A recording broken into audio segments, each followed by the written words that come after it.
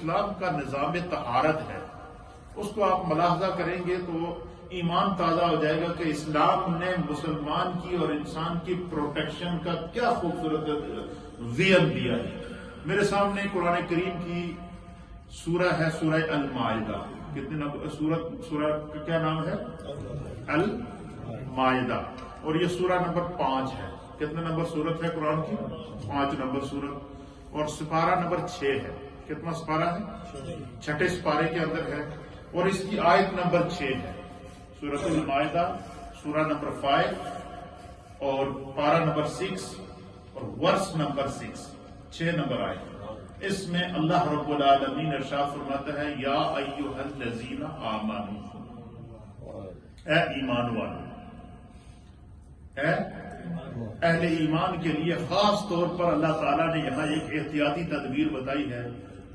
جو آج کی میڈیکل چائنا کے جو ریسرچ ڈاکٹر ہے وہ بھی یہی کہہ رہا ہے کہ اپنے منہ، ہاتھ اور جسم کا جو ظاہری ننگا حصہ ہے اس کو دھو، اس کو بار بار دھو تاکہ اس وائرس سے تم بچے رہو۔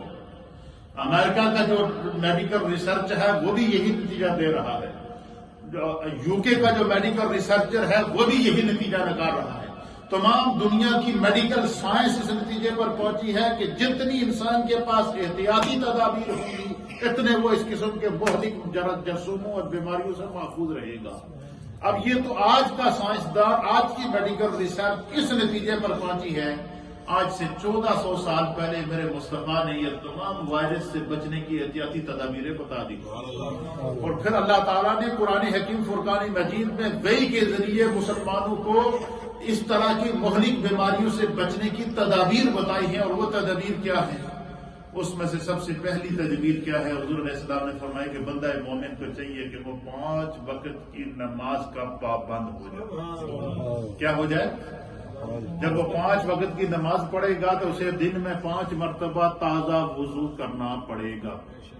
اچھا، کبھی آپ نے سوچا ہے، کبھی آپ کے خیال میں یہ بات آئی ہے؟ دیکھیں اسلام کی حکمت دیکھیے، اسلام کو کہ دین رحمت ہے، اور اس کا کرم دیکھیے رب کا۔ کبھی آپ نے سوچا ہے کہ ہم وضو میں باقی بدن کو کیوں نہیں دھوتے؟ صرف ہاتھ دھوتے ہیں، کونیوں تک چہرہ دھوتے ہیں، سر کا مسح کرتے ہیں، پاؤں دھوتے ہیں، کلی کرتے ہیں، ناک میں پانی ڈالتے ہیں۔ بھائی یہ چند اعضاء جو ہیں ان کو ہم دھوتے ہیں، اور باقی پورے جسم کو ہم کیوں نہیں پاک کرتے؟ اس کو کیوں نہیں دھوتے؟ وہ بھی تو جسم کا حصہ ہے۔ کیا یہ چیزیں دھونے سے جسم پاک ہو جاتا ہے؟ اس حکمت پر کبھی آپ نے غور کیا؟ اب دیکھیے اسلام کا نظام، آج کی سائنس اس نتیجے پر پہنچی ہے کہ جو بھی جراثیم ہوتا ہے، یا جو بھی بیکٹیریا ہوتا ہے، یا جو بھی جرثومہ ہوتا ہے، یا کسی بھی قسم کا جو وائرس ہوتا ہے، وہ جب انسان پر حملہ کرتا ہے تو وہ سب سے پہلے انسان کے جسم کے اس حصے کو افیکٹ کرتا ہے جو کھلا ہوا ہو، جو کیا ہو؟ کھلا ہوا ہو۔ اب قرآن کہتا ہے، یا ایھا الذین آمنوا اذا قمتم الی الصلاۃ، اور کمال کی بات یہ ہے کہ اس طہارت کو، اس پاکیزگی کو قرآن نے نماز کے ساتھ مشروط کیا ہے، مقید کیا ہے۔ اس کو آپ یوں سمجھیں کہ یہ کنڈیشنل ہے۔ کیا ہے؟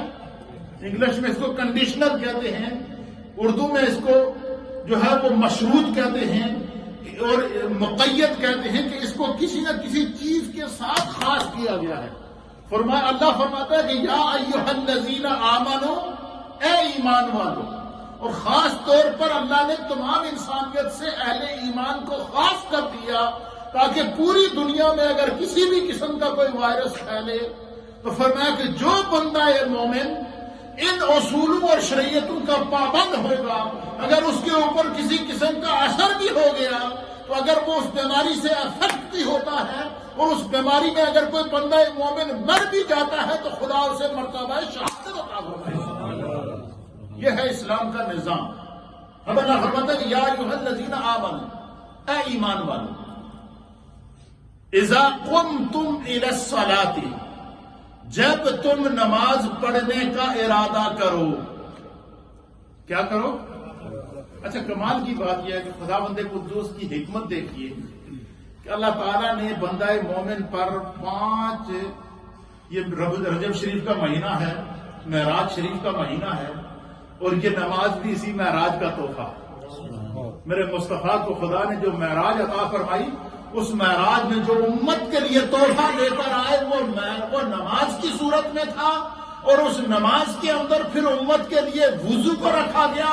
اس وضو میں بندے کی طہارت رکھی گئی، اس طہارت کے اندر خدا نے شفا رکھی ہے، اور اس شفا کے اندر بندہ مومن کی دنیا کی بھی کامیابی رکھی ہے اور آخرت کی بھی کامیابی رکھی ہے۔ اللہ اکبر۔ اب سنیے، صرف اس آیت کی حکمت دیکھیے کہ کسی بھی قسم کا وائرس ہو تو وہ کیا کرتا ہے، انسان کے اس جسم کے اس حصے کو پہلے افیکٹ کرتا ہے، پہلے اس کو متاثر کرتا ہے، جو پہلے اس کے اوپر ہٹ ہوتا ہے، پہلے اس کو شکار کرتا ہے جو انسان کا حصہ کھلا ہوا ہو۔ اب ہاتھوں کے اوپر پردہ نہیں ہوتا، چہرے کے اوپر پردہ